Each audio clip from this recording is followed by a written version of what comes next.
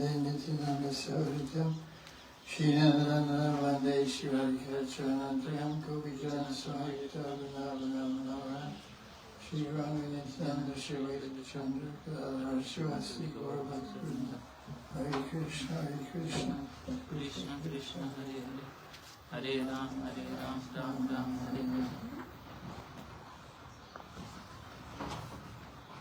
This is Sunday Satsang.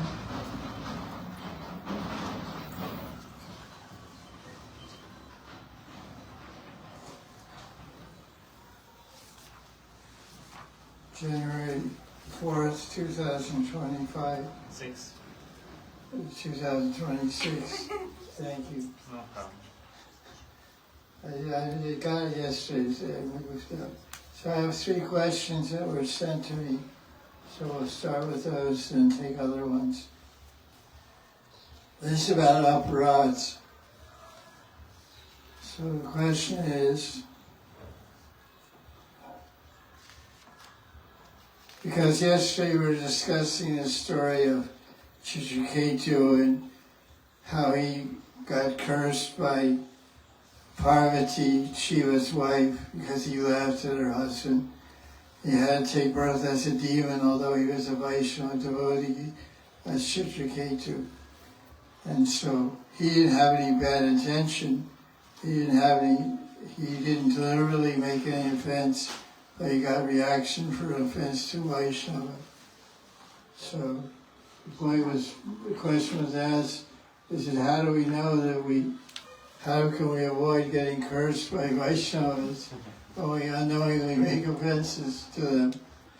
And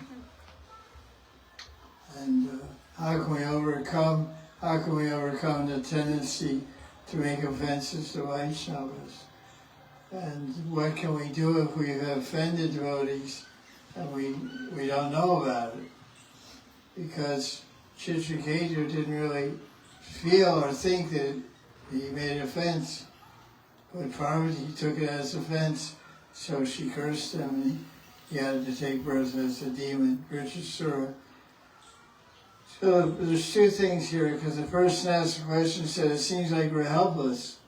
We have no control over the situation, because we're assuming we didn't make offense, but somebody's taking offense, and we'll have to get a reaction. One thing is, we can't live in a paranoid state of mind. We can't live in a paranoid state of mind, worried and fearful. We just have to carry on our bhakti. But usually devotees are in a repentive mood in general. So after every day after we do our seva, we pay our obeisances before we take rest.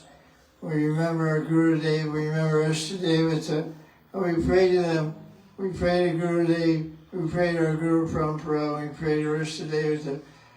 Today I finished this day in doing devotional service, so if I have unknowingly made any offenses, unconsciously, please forgive me for those offenses, and may they not impede or block my progress in Bhakti Bhajan.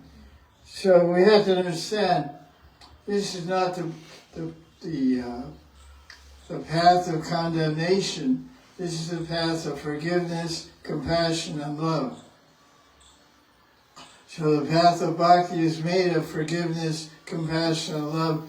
So where does that begin? Where does that compassion, forgiveness, and love begin? From Krishna. From Krishna. If you want to follow somebody, follow him.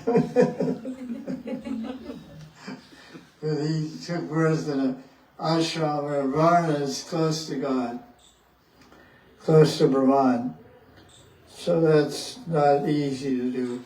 So they have some connection with spiritual energy sometimes, just by birth. That's why the Shastras say, just by birth Brahman is Guru. Just by birth, not by guna and karma and all this stuff that some people say. Krishna himself says in 10th Canto Bhagavatam, in many places, that Brahmins by birth are gurus.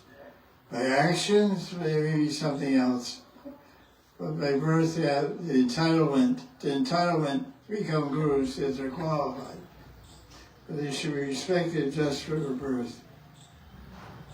So because forgiveness, compassion, and love begins with Krishna, so when we pray every night, he wants us to advance. He wants our love. He wants our seva. He wants our association more than we want his. Yes. That's the only problem is with us, not with him. So forgiveness, yeah, he's unlimitedly forgiving. Loving, he's unlimitedly loving. Compassion, he's unlimitedly compassionate. But what about us? We're hateful sometimes. We're vicious sometimes. We're nice sometimes. We're nasty sometimes. We're subject to so many dualities. So as far as the aparats and worry about curses, we don't think about them. We don't worry about them.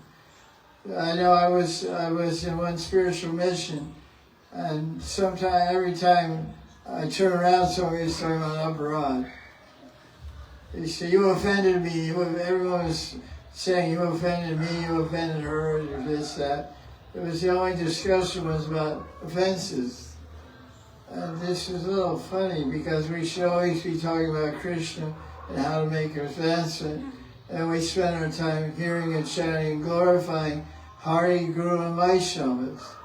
So in that atmosphere, there's not much room for making offenses. They're too busy making spiritual advancement and too busy distributing compassion, forgiveness, and love. That's what the society is supposed to be made of. Compassion, forgiveness, and love. So as far as this first question, aparats, we pray to Krishna, I must have made some offenses. Please protect me, Krishna. Because Krishna says he protects his devotees. He saves his devotees. He works for his devotees. He gives devotees what they need. He preserves what they have. So we should have faith in Krishna and faith in Guru that everything's going to be all right, everything's going to be successful if we're sincere. So what sincere means?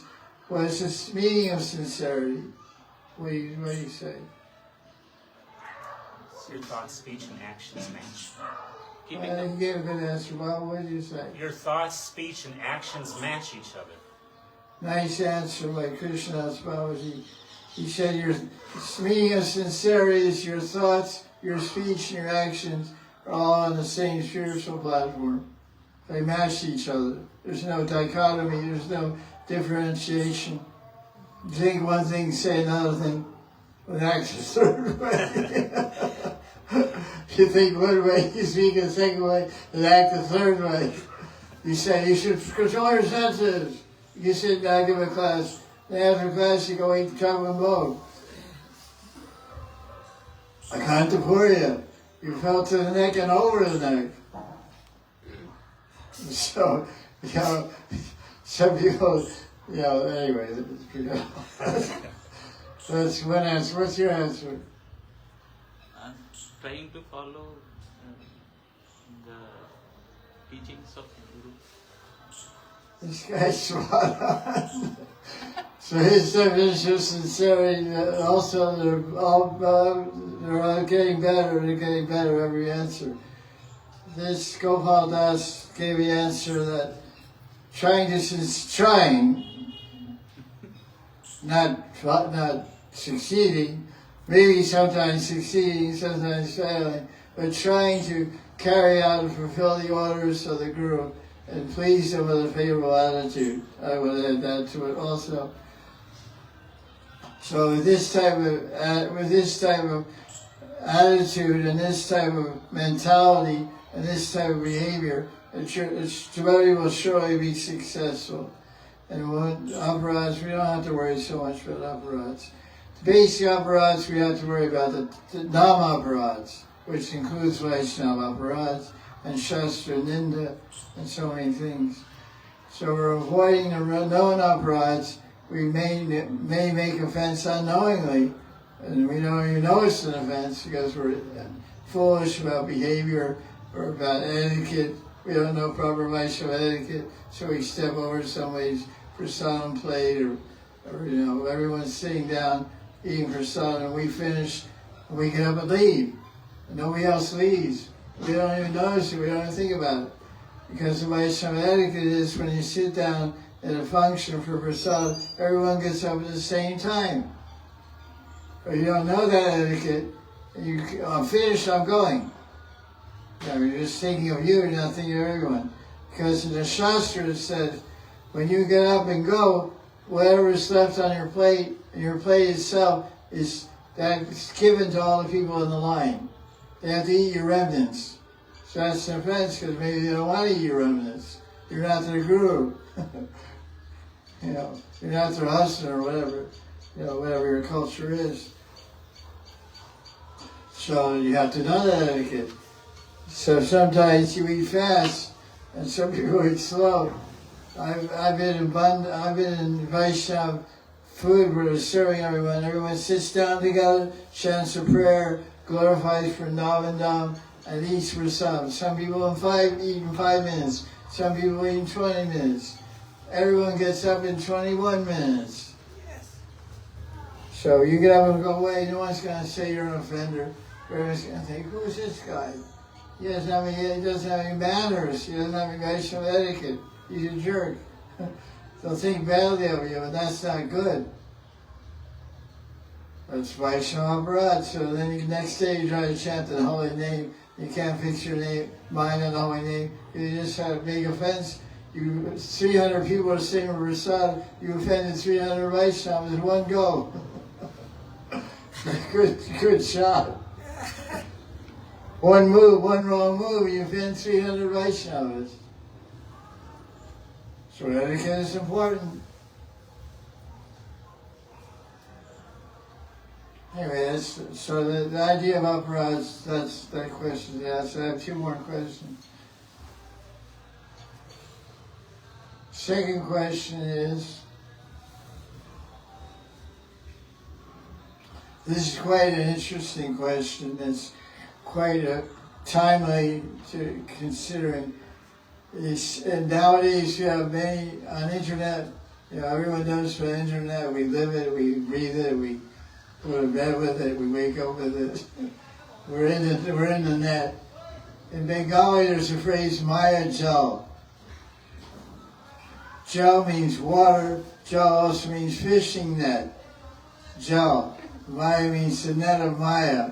So sometimes we wonder whether being on the internet or in the internet or trapped in the internet is it Krishna conscious or not? Sometimes it is, sometimes it's not. When you're looking at cats driving cars, you're looking at cats playing chess, you're not in Krishna Bhakti. You're having fun and laughing and enjoying. Cats interviewing, news interviewing, dogs doing podcasts. Who told you what I was doing? That's what I don't know. Which one of you spoke? No, we watched the same show. I can't tell you guys nothing without you telling your guru. So we try to dovetail it by saying, I looked at last night's podcast. Paw means hand. Dog's hand is called paw. So dogs are having an interview. And one dog says, show the clip. He shows the video clip of another dog falling off a bicycle or something. So that's Maya. But then we can think, it's not Maya. Why? Because Krishna has 2 dogs. I read in Rupa Goswami's book, Radha Krishna Gaudiya Vaisnava, Krishna has 2 dogs. And what are their names? Their names is Vyagra and Brahmaraka. One is fat like a bumblebee, one is ferocious like a tiger. Vyagra means tiger, and Brahmaraka means a bumblebee. So he's a fat dog. So I'm just remembering Krishna's dogs and watching these podcasts. That's stretching it. So what about cats? Well, Chamakara come over the string up. He's already got the food, bring up. Kesavajita, Dhararupa, Jaya Jaya. So there's cat podcasts also. So that's all. So the question is, a lot of these AI videos are about Krishna Leela. Like there was one sent to me today, it was about Makan Leela. Krishna stealing butter. So the question asked about that. It seems that these Technicolor and with music and movement, they steal our minds away from concentrating on Nitya Radha and Krishna. Even they may depict Nitya. So, how can we stay focused on meditation when we're distracted by all these leelas? Well, what's the other part? Can AI leelas, video leelas, be helpful for smart? Basically, for success in bhajan, we depend on two things. Being anugatya with our guru, Varg, and being surrendered to our guru. Surrender to the guru means following the instructions of the guru. Who followed his guru, who followed his guru, who followed his guru. That's called anugatya. Gatya means following. Anu means following, and gatya means moving. Moving in line, moving in succession. You go through the door, I go through the door. You get liberated, I'm following you, I get liberated. You got liberated because you followed your guru, he got liberated. My guru got liberated, I'm following him, I get liberated. So what did my guru teach? What am I teaching? I'm not teaching to look at podcasts. I'm not teaching to look at AI videos. That's not my instruction. So when you find yourself wasting time or spending time looking at AI videos of leelas, you should think, is this what my guru ordered me to do? And you can say no. So you're out of bounds. You're in the ozone. So that's the strictest truth of the matter. We read leelas, we read leelas written by the acharyas, and we try to visualize. Because, I'll tell you the point is like this. When we're looking at videos, the only thing that's working is our eyes. And our mind, of course. Eyes can't work without mind, connection. So we're looking, we're thinking, oh, that's colorful, that's cute, that's this. Krishna stuffing his face with butter. But the question is, does Krishna really look like that? Does the butter really look like that? Does the spiritual world really look like that? Because it doesn't. It's just a facsimile. It's a representation of the eternal reality. The eternal reality will be perceived in each individual's consciousness by meditation. Because meditation, one has to apply his conscious mind and unconscious mind. Yeah, that's a good idea.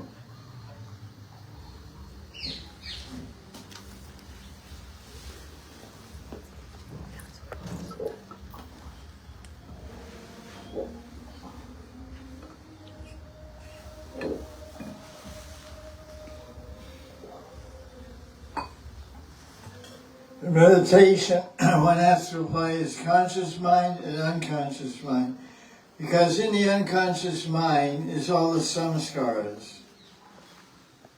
Samskaras are pictures of 1,000,000 lifetimes, are videos from 1,000,000 lifetimes, are family photo albums from 1,000,000 lifetimes. So that's where the work is. Cheto Dharmana Marjanam. Cleaning the subconscious mind. Chitta means subconscious mind. It's called chitta. So that when that's cleansed, the antakaran, when that subconscious mind is cleansed, then Leela will manifest there automatically. The spiritual reality will manifest automatically.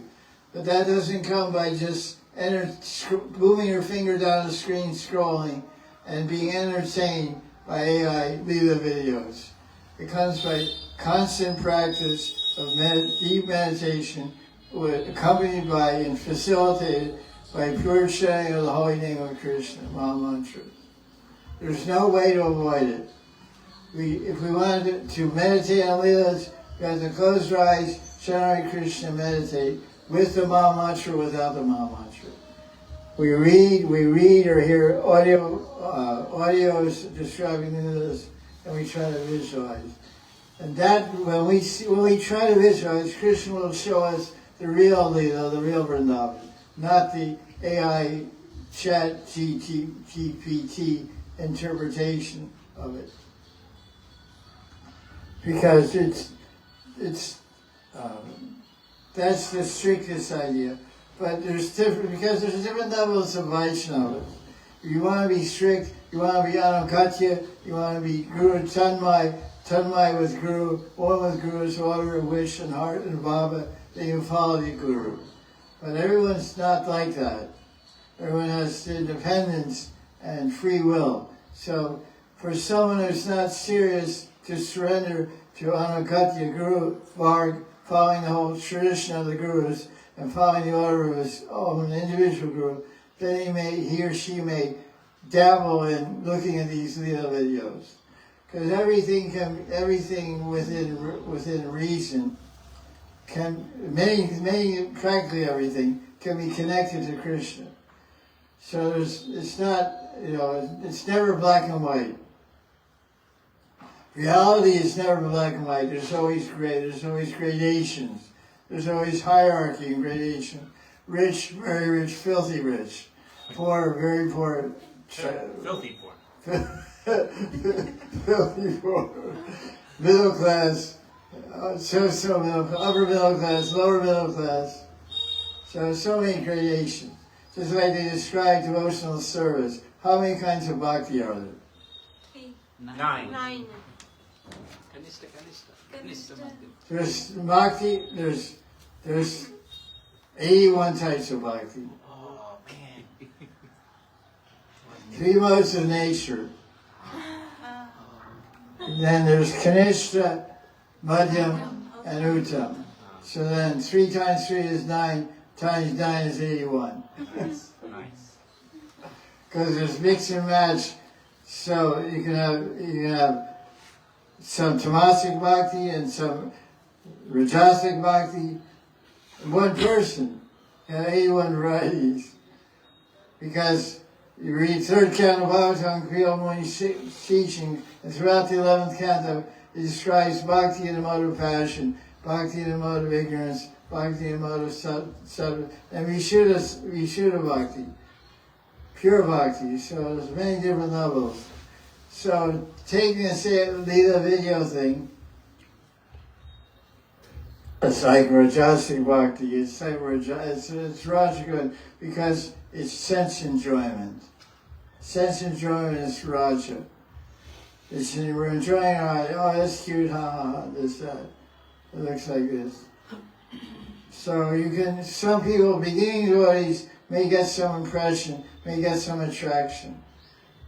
It may have some positive effect for some beginning devotees, get some introduction. But one should understand what is tradition, what's been handed down. That's called Guru Anugatya. Guru Parampara, Guru Anugatya. What did my Guru do to get perfection? I'm going to create a new way now. When I become a Guru initiate devotees, I give them a bunch of 3D glasses and a bunch of 3D audio videos to watch and a what do you call it? Virtual reality computer with handles on it. You can squeeze and slap the monkeys and stuff.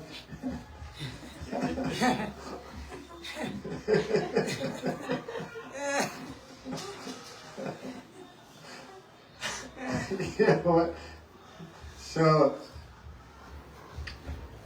Yaya Tamam Prabhajante Tamsateva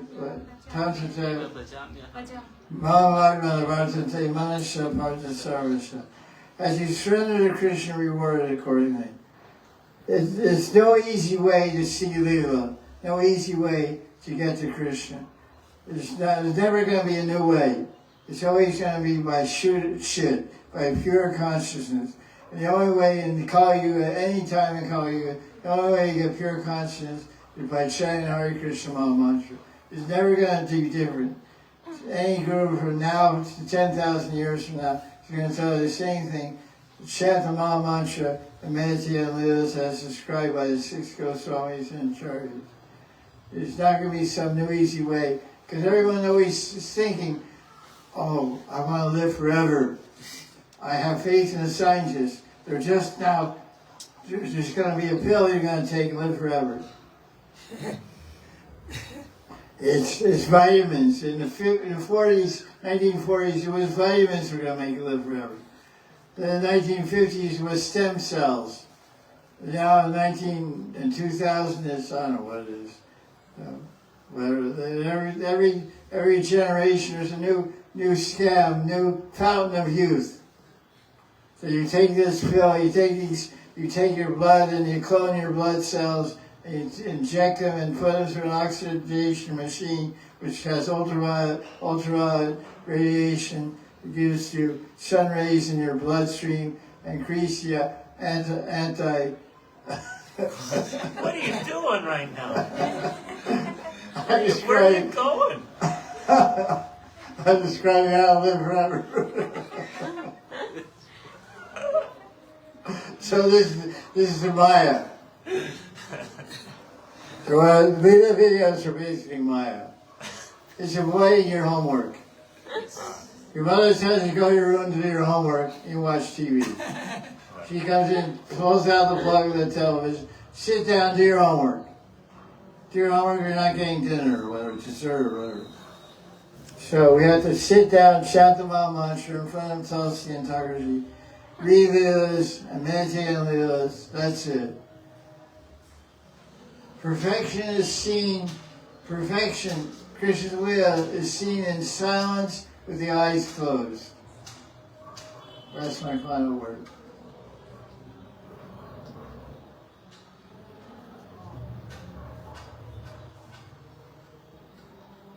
Now, third question. Guru Kripa. Guru gives all the mercy to attain spiritual perfection.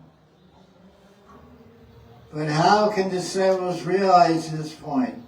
We see so many disciples looking everywhere for mercy. Everywhere but their Guru. Everywhere but their Diksha Guru for mercy.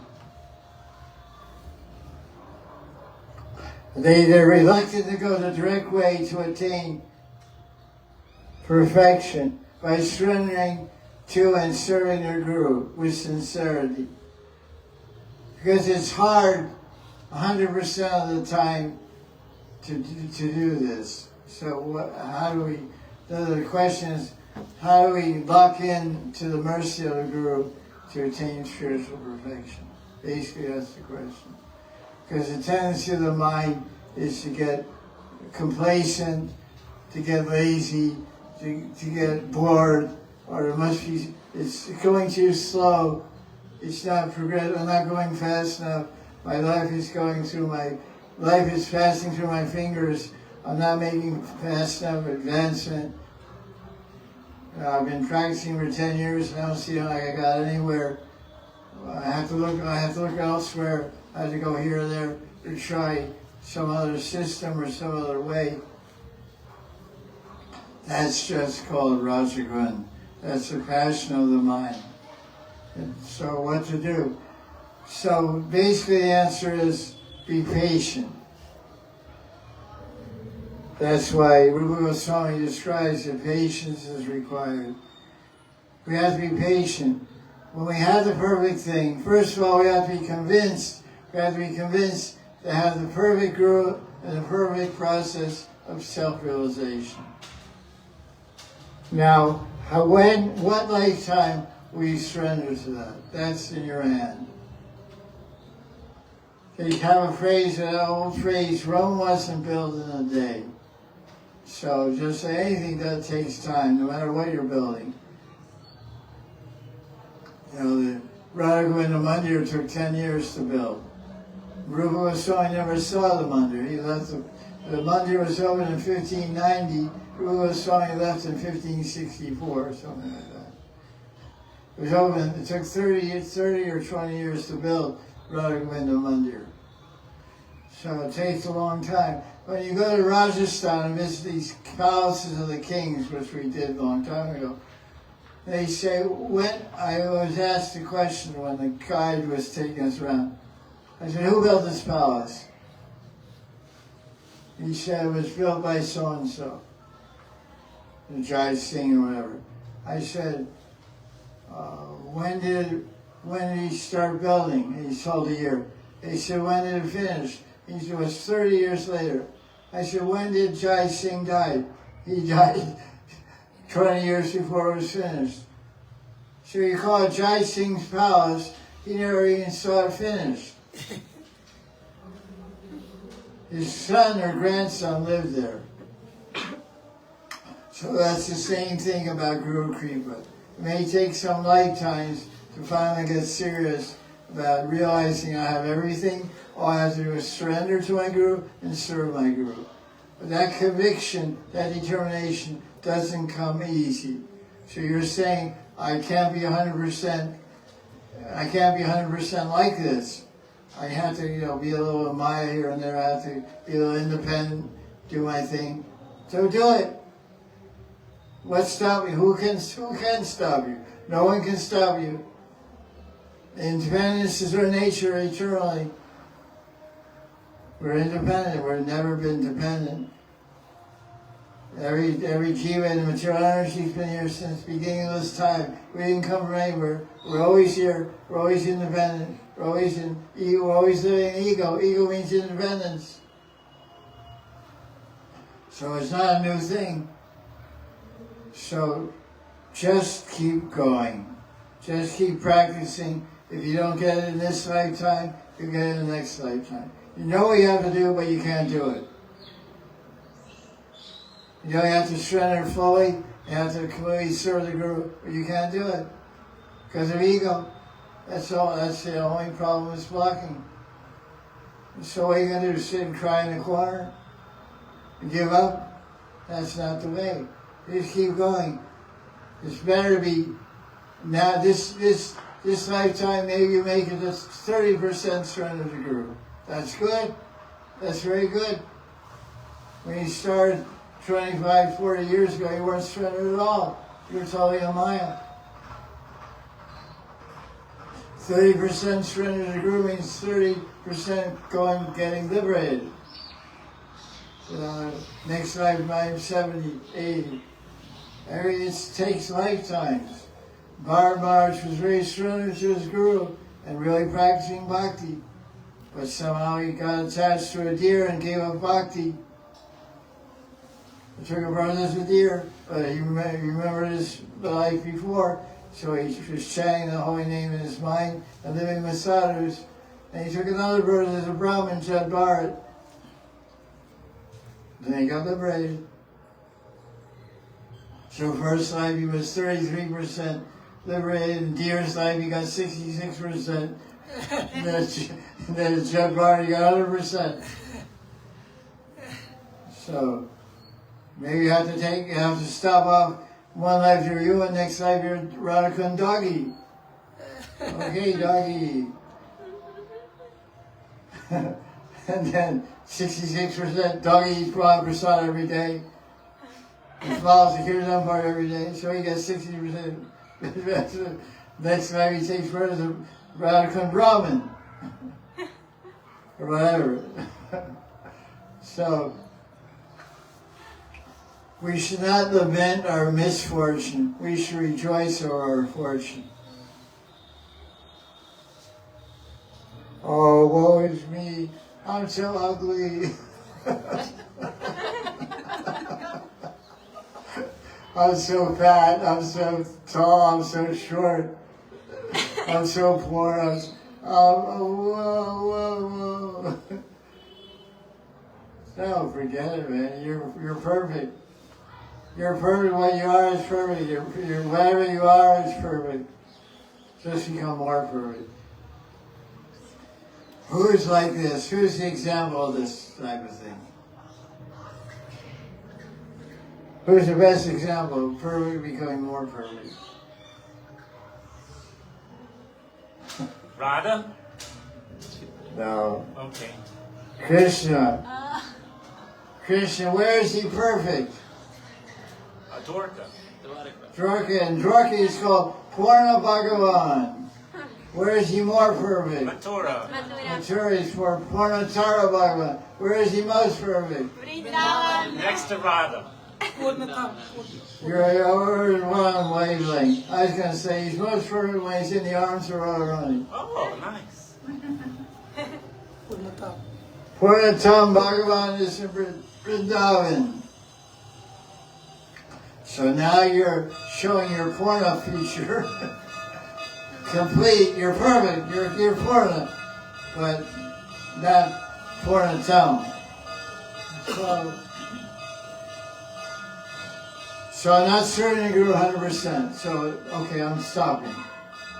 So that's the solution. I'm not doing any more service, I quit. Quitters never succeed. When the going gets tough, The tough gets going. tough gets going. When you get to the end of your rope, what do? Jump. No, you tie a knot and hold on. Okay.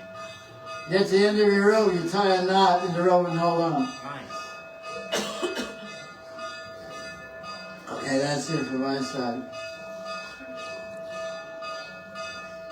What about your side? Any questions? You guys back there? Baba, yeah. Your first question about aparad, how do we develop the other side of that and prevent from being offended so that people don't commit aparad against us? Isn't that in our hands? Don't we have power over other people's aparad? Okay. The question is related to aparads, and I think if I understood it right, how do we act in such a way that we prevent people from offending us? No. How do we keep from being offended? How do we keep from being offended? Yeah, to protect them. To protect them. Yeah.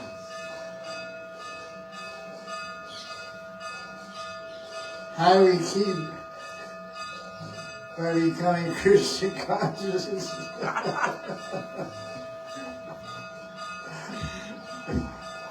Because when you're Christian conscious, like a duck, you know, the wah, wah, wah, wah, wah, wah, duck. Rat.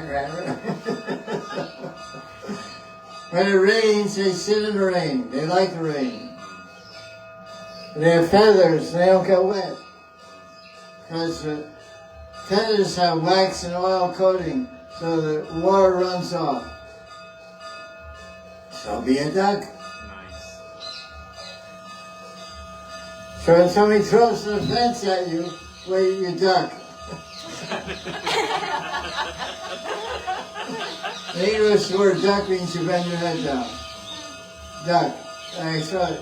Hey, duck. And the ball goes, rock goes over my head, and I duck. Like monkeys. When you throw a stone at a monkey, they look at the monkeys, look at you.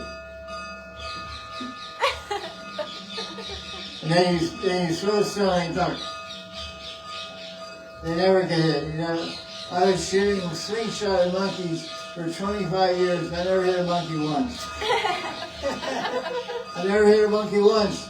25 years and I'm shooting. They duck this way, that way. They're very fast. They duck out.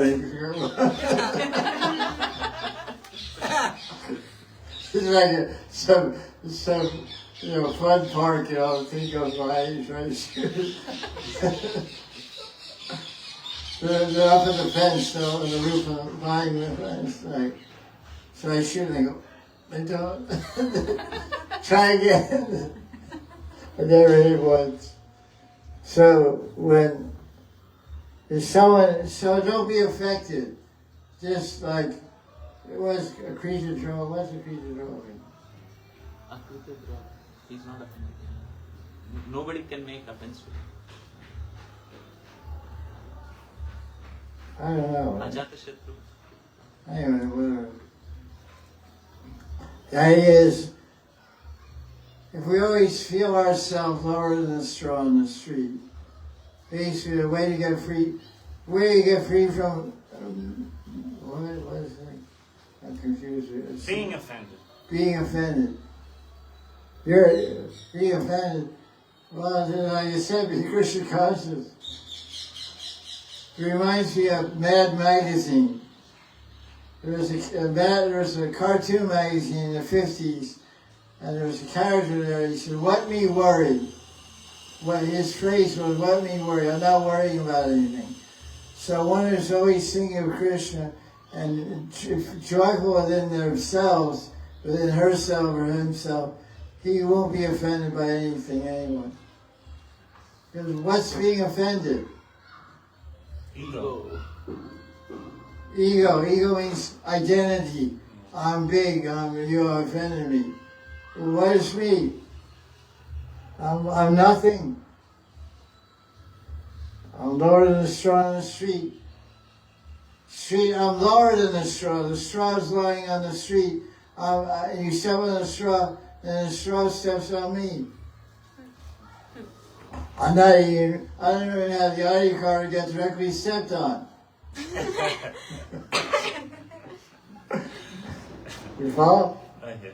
I'm lower than the straw. When the straw's on the street, you're walking down the street, stepping on the straw, and then the straw steps on me. So that should be the feeling and bhavana, the thinking. Like sometimes people say to me, they come to me and say, I made offense to you. I said, why do you do that?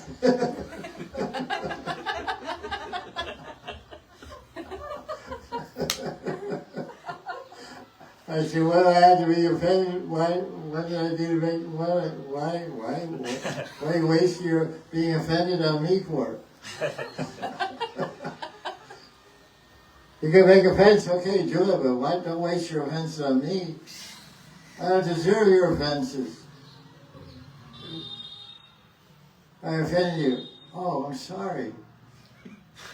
I don't deserve your offenses. You're a special person. You should offend somebody worthy to offend. Nice. We should think like that. Oh, you offended me. Why did you do that? There's no need to do that. You wait, look, how many offenses do you have? How many offenses are you going to make this year? Don't waste saying on me, really. I'm not worth it. Go across the street. There's a lot of guys who are great. Basically, laugh it off. The bottom line is, if you have a pure heart, you'll be happy. You have a pure heart, you won't be, because I'll tell you what happens. Some people have destiny.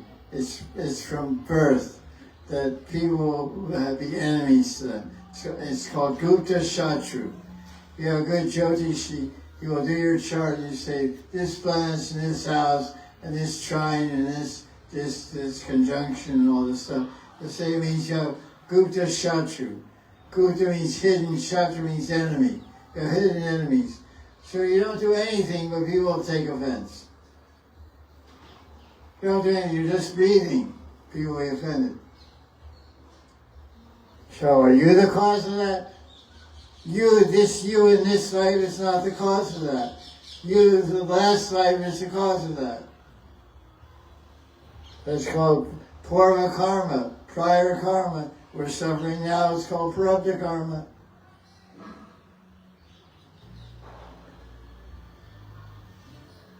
So that's the thing about Maharaj. Sometimes it's unavoidable. You have a completely clean mind, a completely pure heart, You're not thinking anything bad about him, you're not misbehaving. So you don't, if somebody offends you, you don't have any, but some people may offend you because that's your enemies from last life. That's all I can say about that. Any other questions? Any that question? Yes. Thanks, Gopal.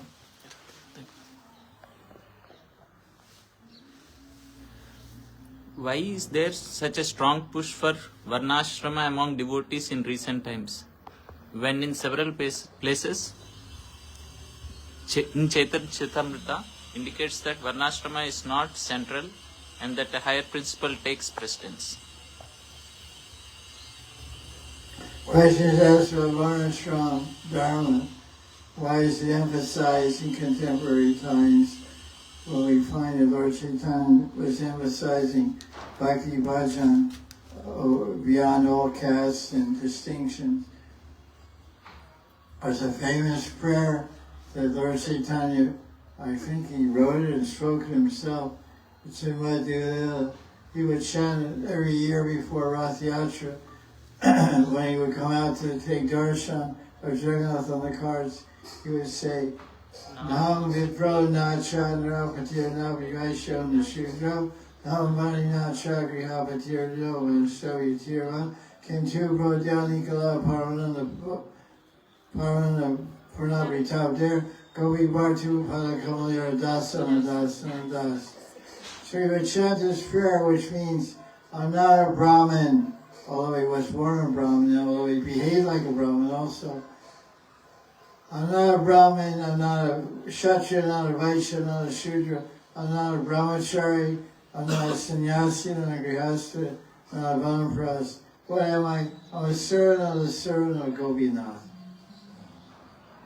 So he himself preached this type of bhav, this Gopi bhav, and serving Gopinath and Braja bhav as the goal of life, and he taught all his associates to teach how to attain it by bhakti bhajan.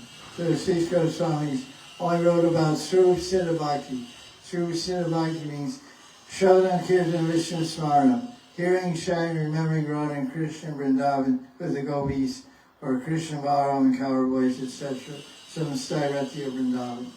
So Varnashram Dharma is a way to organize society, ultimately to lead them towards moksha and towards Krishna consciousness.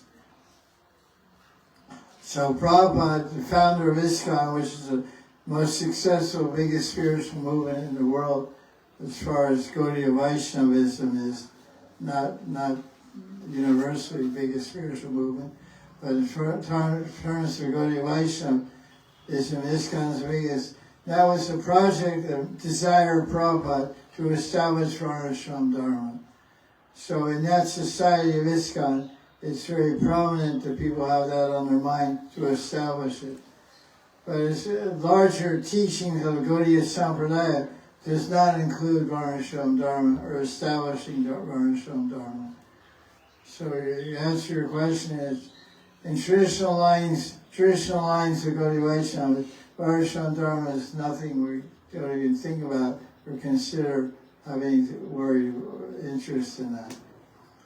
We're interested in Vaidhi sadhana and Raganuga sadhana bhakti to attain perfection and love for Radha and Krishna. Another question?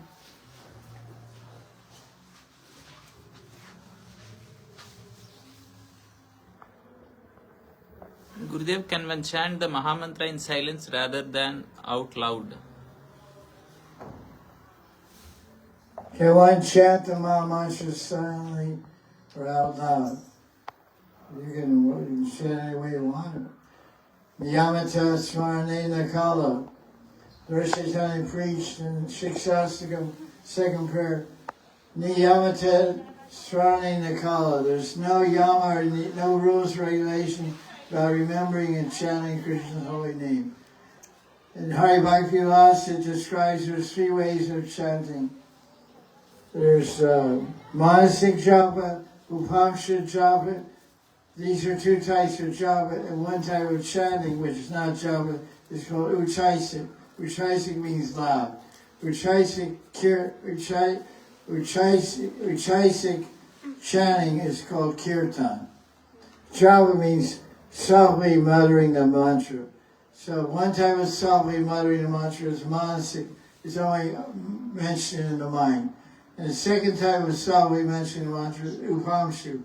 Upamshu is chanted so quietly you can hear it, but even a guy or girl sitting next to you can't hear you chant. So Srila Prabhupada, he personally chanted upamshu. Upamshu. Upam, whatever. Upamsu. Upamshu. He chanted this type of japa when he chanted japa.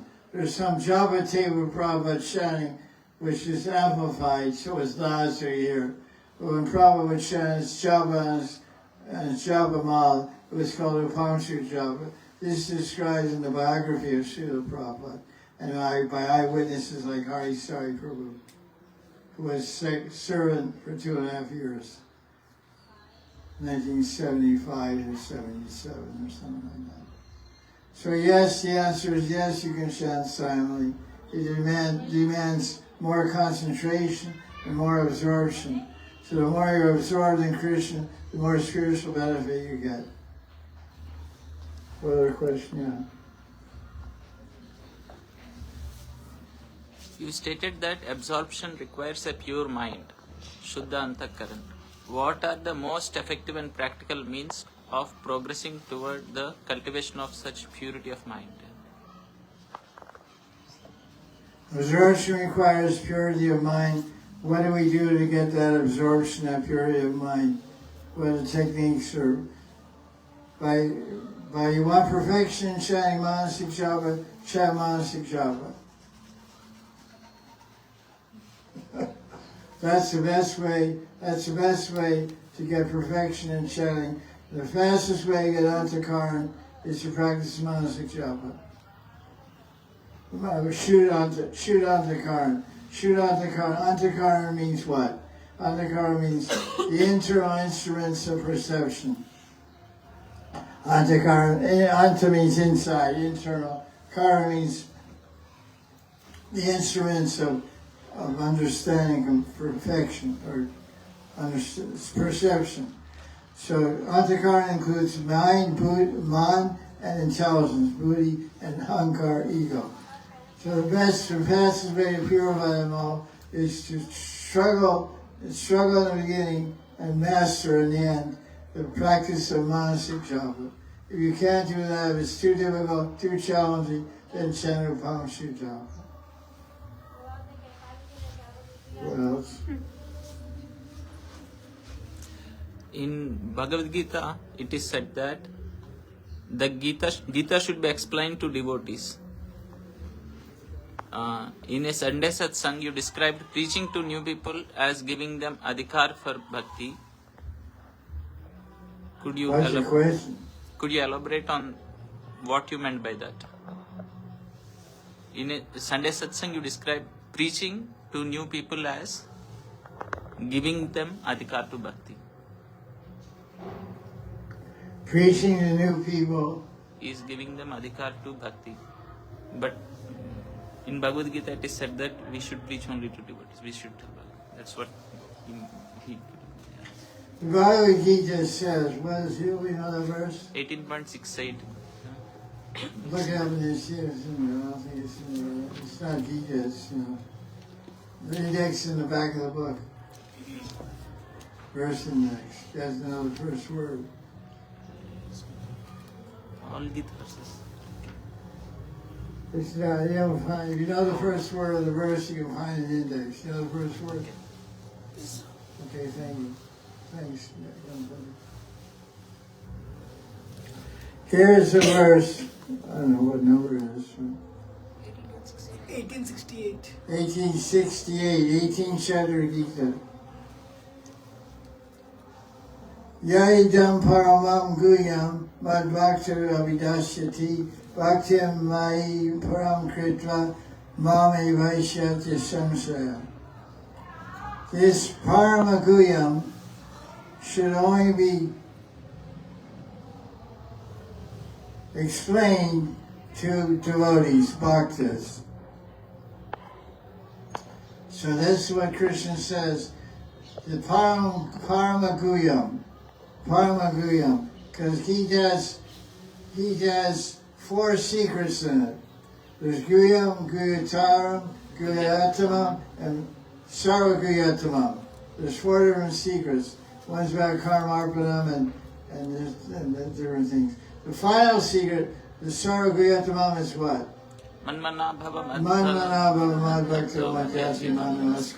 So Krishna is telling the topmost secret of Bhagavad Gita should only be preached to devotees. So I was quoting some Sunday Satsang, I said preaching new people is a great adhikar for bhakti. So how do we adjust these things? So preaching new people, you don't preach the Parama, what is it? Guhyatamam, Paramaguhyatama. You don't preach the Sarvaguyat, you don't preach the topmost secret. The verse in question is 1868, and Krishna says, this topmost secret you don't preach to anybody but devotees. So that's why I said, preaching to devotees means you get an adhikar for bhakti, because you preach about the holy name. The main preaching to no devotees is Atma Tattva Gyan. You're not the body, you're spirit soul. You should chant Krishna mantra. So that's not the parama, that's not saying always think of Krishna, worship and become his devotee. So that's what I'm saying, that's what I mean when I say create adhikar, because you create adhikar. What is the adhikar for bhakti? Faith. What does adhikar mean? Qualification. Qualification, eligibility. So by preaching that you're not the body, that you're spirit and soul, you're creating a qualification. So understand there's God, and I'm part of him, I'm spirit and soul. And then the means, even throw in the Abhidheya there and chant holy name, because that's for everyone. There's Chaitanya gave the holy name to everyone. He gave the tigers and deer in the Jharkhand forest. He gave it to everyone. So holy name, there's no restriction to giving holy name to anyone. So this is the main preaching to new people, is you're not the body, and chant the holy name. And what does Srila Prabhupada do all the time? He preached, you're not the body, and chant the holy name. Because everybody had no adhikar. He was creating adhikar for bhakti. He wasn't preaching, become Krishna's devotee, surrender, worship Krishna with Navada Bhakti. That came later. What's the next question? In Uttama Shloka Prabhu's book on Raganuga Bhakti, there is an anecdote in which Bhakti Pragyana Keshav Maharaj reportedly said that Srila Bhakti Siddhanta Saraswati Thakur gave Siddhadeha to some disciples. Do you know anything more about this? There's something about Bhakti Siddhanta gave Siddha Pranami to some disciples, so I know anything more about it. I can't say. I don't know.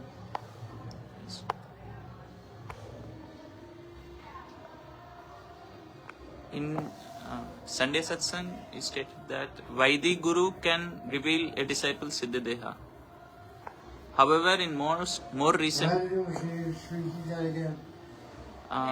In March 12th, 2023, Okay. Sunday Satsang, he stated that a Vaidhi Guru can reveal disciple Siddhadeha. However, in more recent class, you said that a Vaidhi Guru cannot do so. Could you please clarify this apparent difference? I said somewhere along the line, a year or two ago, the Vaidhi Guru can reveal Siddhadeha, and the recently the Vaidhi Guru can't reveal Siddhadeha. So now I'm going to say a third thing. That's the way to do it. Nice. There's no such thing as a Vaidhi Guru. There's no such thing as a Vaidhi Guru. Guru is one who's surrendered to Krishna, has studied the Vedas, and comes in proper parampara, and is giving mantra and knowledge to people to advance in bhakti bhajan. There's no say may be specializing or emphasizing Vaidhi sadhana, or he may be specializing, emphasizing Raganuga sadhana, but both are gurus. There's no such term in any shastra of Vaidhi guru. So I beg forgiveness for that misrepresentation of the definition of guru. We don't find that term Vaidhi or Raganuga. People talk like that. I talk like that. But the guru is, the definition of guru doesn't say, this is Vaidhi guru qualification, this is Raganuga guru. It doesn't say that. Look at that verse. Tasmat guru. Yes.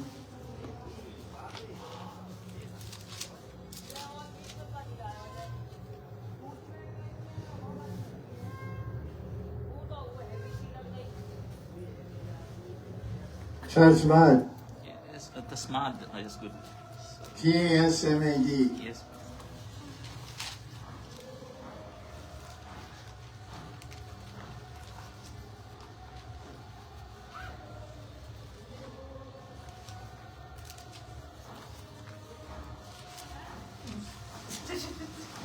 Looks like AI is going faster than okay, I gave him last time. No.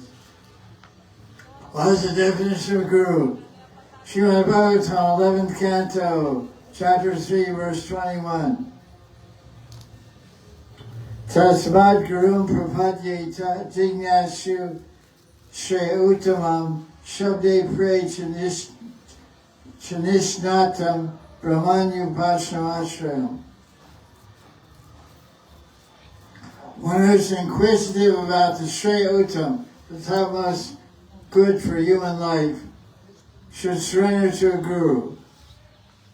Guru prapadyeta means surrender to a guru. If you're interested in God, you want to know about God and go to the spiritual world, you need a teacher, you need a son of God. You need a son of God, a guru, a teacher. So what do I look for? You look for Shabde Praj Nishnatam Brahmanyu Bhashana. You look for someone who is Nishta. He's fixed in bhakti. He's fixed in bhakti bhajan. Nishta. And he's realized, Pray Nishnatam, he's Shabde, he's heard the Shastra, and he's fixed in spiritual reality, and he's Upashama Ashram. He's controlled his senses. He's a completely moral person in control of his senses. So these are the qualifications of a guru. It doesn't say anything about it, but so anyone you find like that can teach you how to realize God. What's the next question? Thanks, Gopal.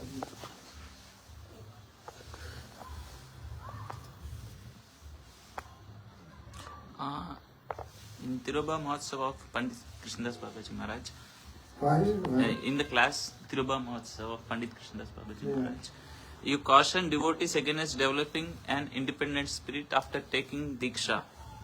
How can one discern whether they are acting from an independent spirit versus responding to genuine concerns or unmet needs in the guru-disciple relationship?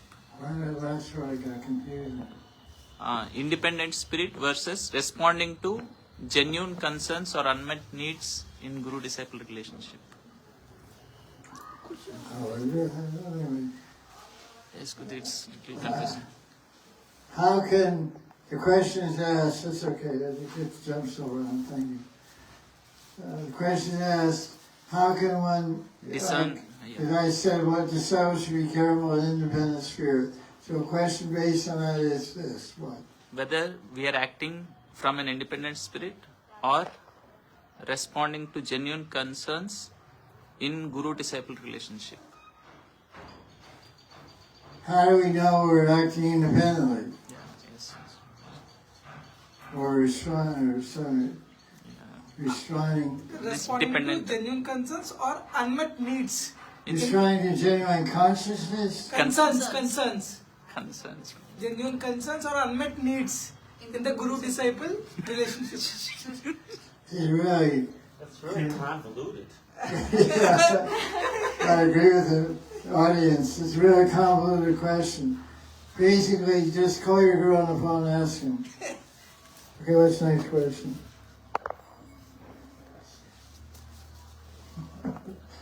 Am I independent? Am I okay? Or what do he'll have to clarify it.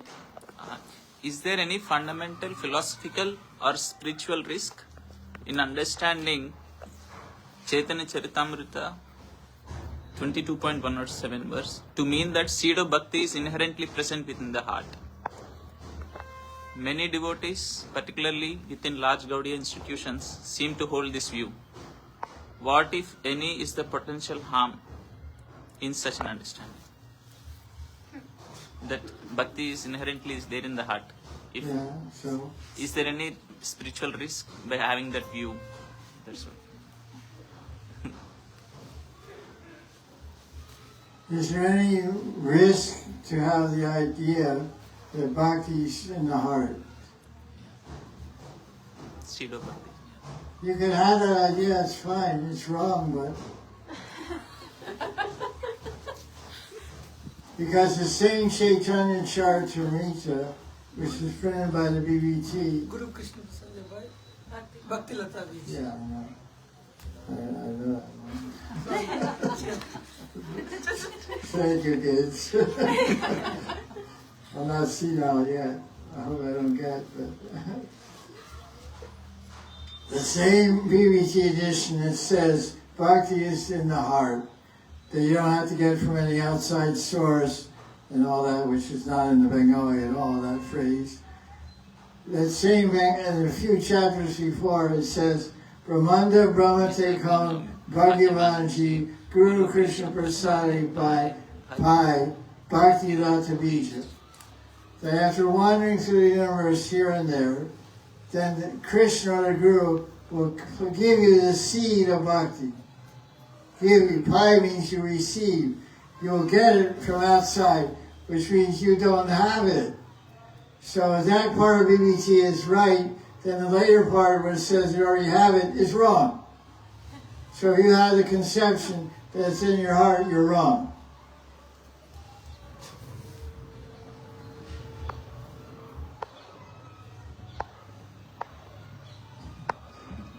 Simple.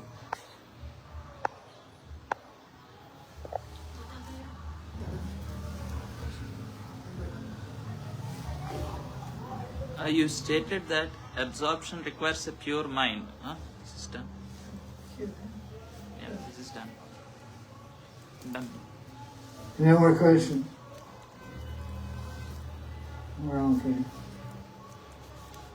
more That's it. questions. Yeah, you internet, no more questions. No more questions. Okay, got any questions here? You all got a Go ahead. In Bhagavatam, conversation between Narada Muni and Vyasa Maharshi, in the purports, Krishna Chakravarti Thakur mentions about Virahava, because when Krishna appears to Narada Muni and he disappears. So, can you explain the importance of Virahava from sadhaka point of view and from the one who gets siddha, both point of view, Virahava importance?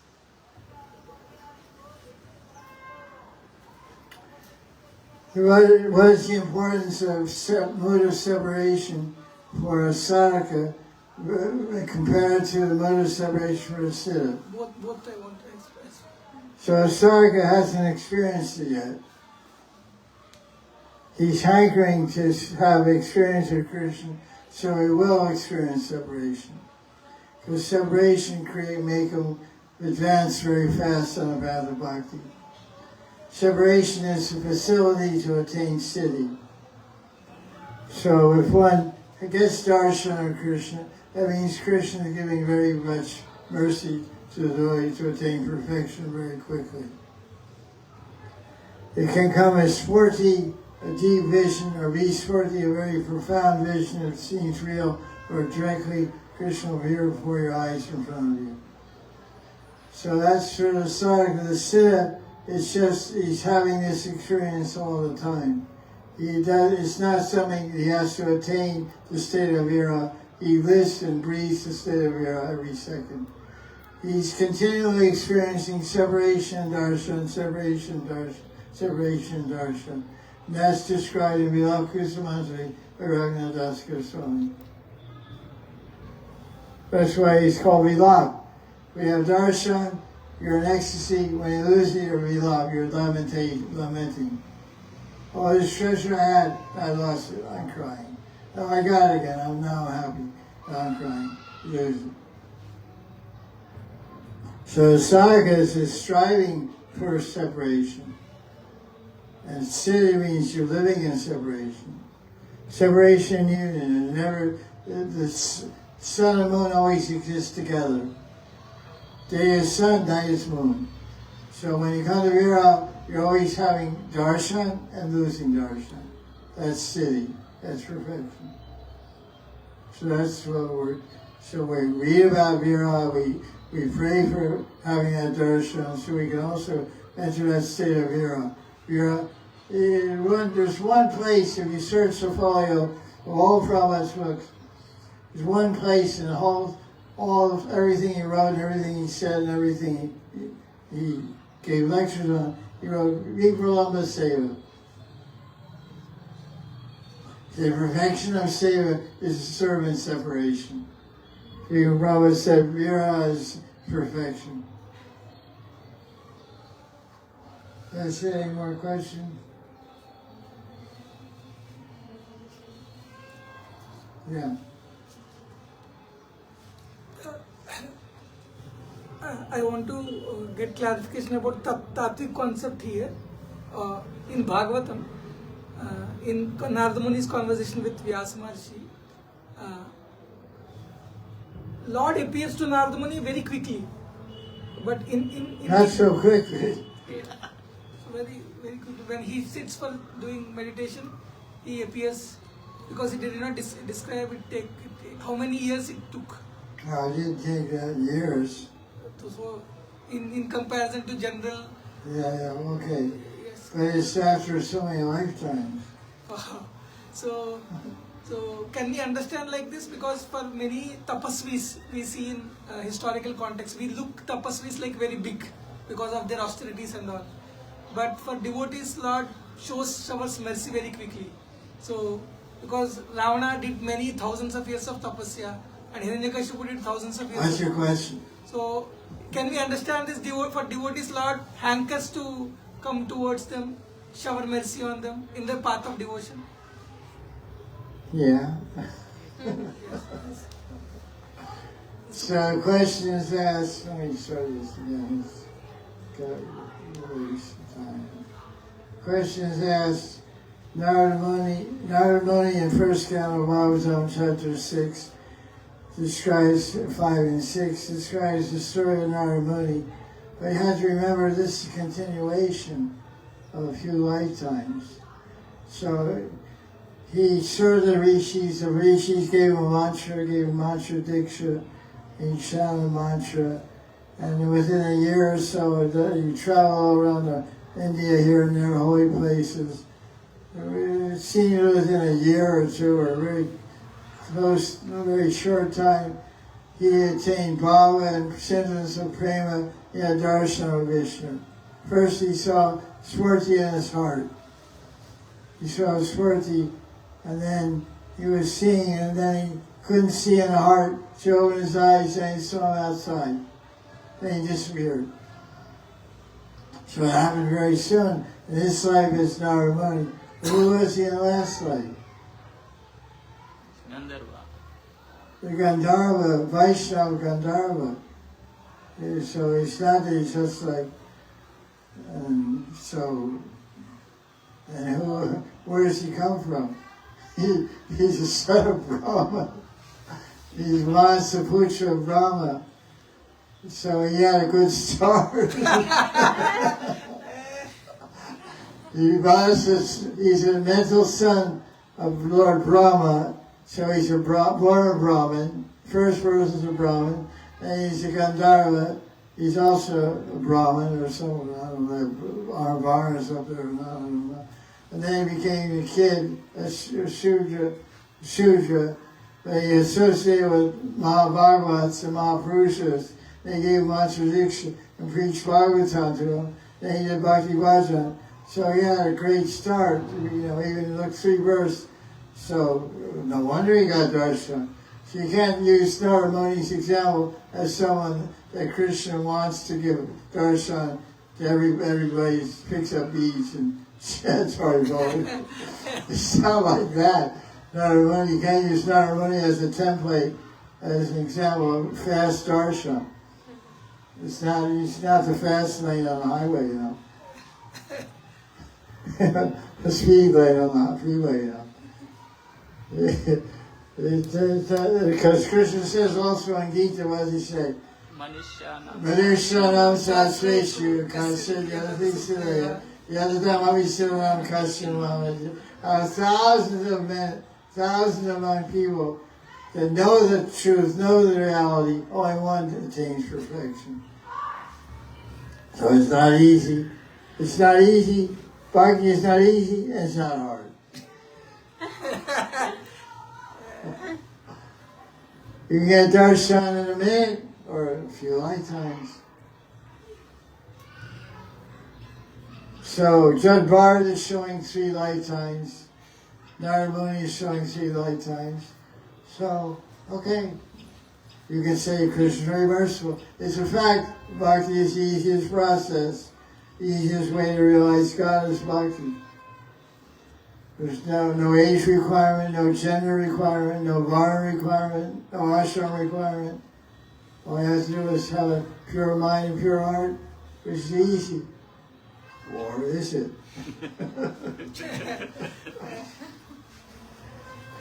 Jaya Jaya Sri Radhe. Jaya Sri Radhe. Okay, that's it. Jaya Radhe. Jai Gurudev.